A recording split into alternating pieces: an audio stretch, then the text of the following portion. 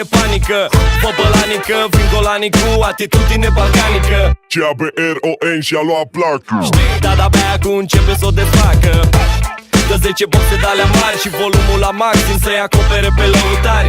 Yeah, și dăm și două de-alea bune, să urce pe cine haterii să facă spume.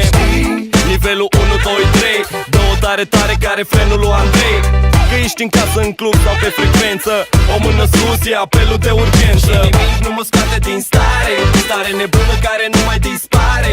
Că lumea dă din numeri și din picioare, dau de tare. Când ne place o dăm tare, noi dăm culoare. Facem totul natural, spargem gheața de la mare. Noi o dăm tare, noi dăm culoare. Facem totul natural, spargem gheața de la mare.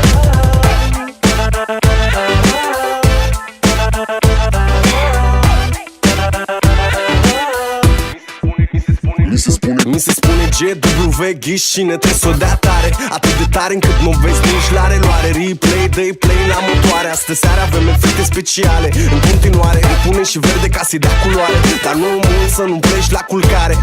1, 2, am un apel în așteptare. Sunt încă în picioare dimineața pe răcoare. Hai dă-o tare frate, că nu se mai poate. Toată lumea vrea activitate. Paharele sunt goale, uscate. Hai toarnă în toate, se poate? Când ne place o dăm tare, noi dăm culoare. Facem totul natural, spargem gheața de la mare. Noi o dăm tare, noi dăm culoare. Facem totul natural, spargem gheața de la mare.